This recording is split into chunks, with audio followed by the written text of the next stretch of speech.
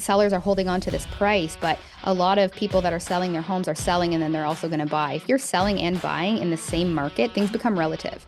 If you're waiting for, that price, you want 100K more for your house, well, then you're going to buy 100K more. Unless you're buying and selling in completely different cities, then it could be different, but it becomes relative. I want to know what you guys are dealing with, like in your specific markets, like what are prices doing? Because like I'm hearing different things and I'm seeing different things and the numbers say different things. In some areas you're getting competition, some areas you're not. Other areas, like a month ago, you can't get that price anymore.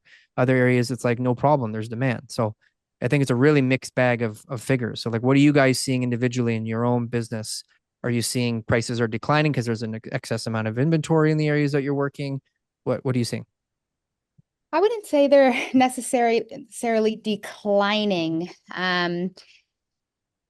They have declined a substantial amount, and now there's a influx of listings. So whether some sellers are willing to take a lower price to just get it sold, depending on their situation, sometimes you'll see that lower price, and it's like, oh, that was a really good deal. And then I'm seeing a lot of expired listings too. So I do think that your listing strategy is so important in this market, because you will see multiple offers if it is a good house in a really good pocket. For example, I do a lot of business in Falgarwood in Oakville. It is like one of the best communities for school. It's such a family-oriented neighborhood.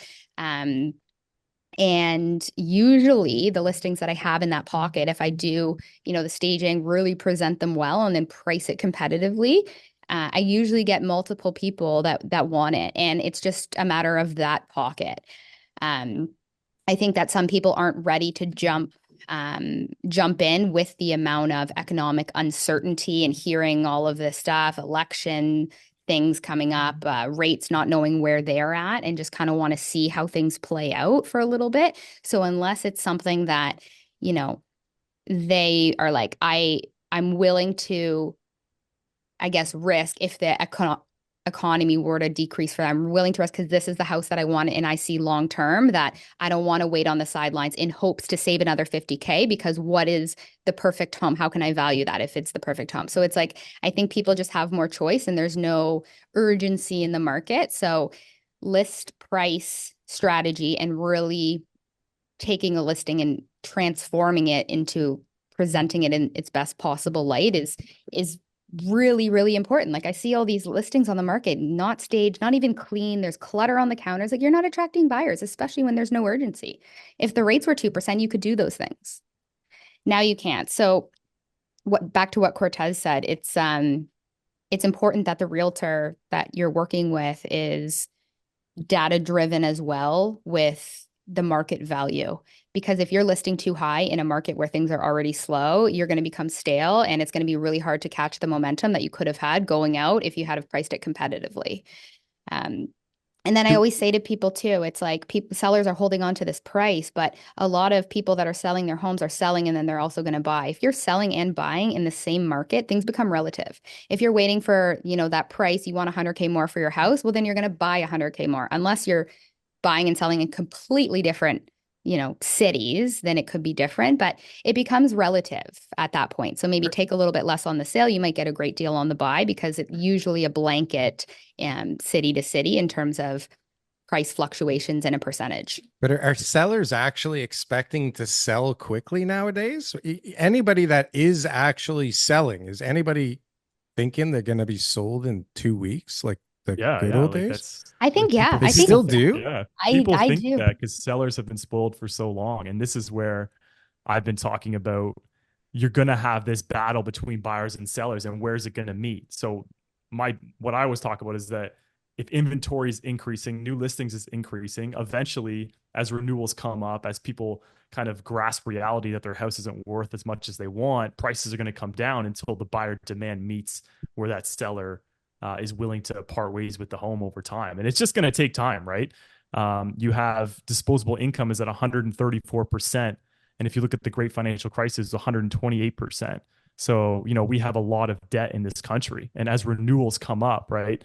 As renewals are hitting in 25 and 26, it's only more pain, not just for the people who can muster it and hang on, but that trickles into the Canadian economy because you have less people spending out there.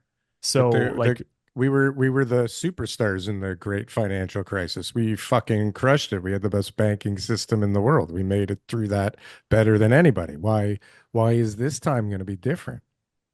Well, that's what everyone always says, right? This time's different. Well, But the issue with what Darryl was saying is the number that Cortez was just quoting there is just exactly where consumer spending was, and that we were more stable because there hadn't been the same level of exposure on the banking system here, so people Is that still could borrow money. is it But an really, we made a overall mistake. population number? Is that overall or is that per person? Like what is that number? It's overall, right?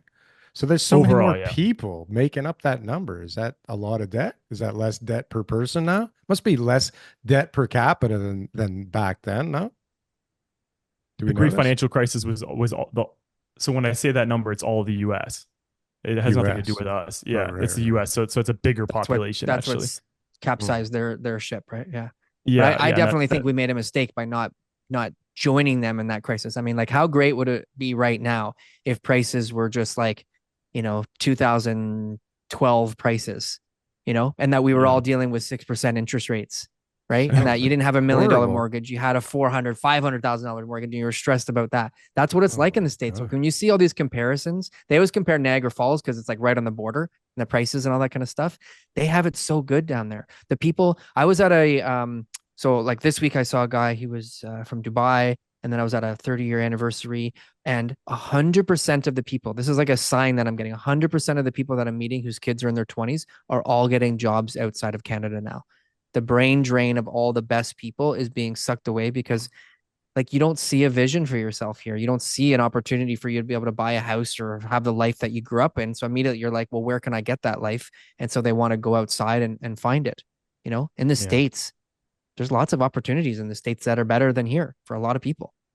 what's been It's the just bull hard. case How are you going to of go real work in the estate? States Yeah. if you're Yeah. just You're gonna When get you're in your drafted 20s, into you the get a war job. now. It's not like for when you're established here. I agree, Brooke. It's hard. It's when you're yeah. just coming out of school and then it's all the job offers are coming in. That's your chance, right? Yeah. That's the brain Yeah. drain is when they just freshly graduated and they've got a good degree that's in demand, and there's companies in the States offering them stuff, and they say, you know what, I'm getting paid more money and cost of living's cheaper, so I'm going to go.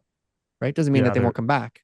Hey guys, thanks for watching our clips channel. Why don't you go and check out some more clips? We got lots of other good content somewhere over here. Don't forget to like, comment, and subscribe. Boom. That was good. That was good. I like that. That was good.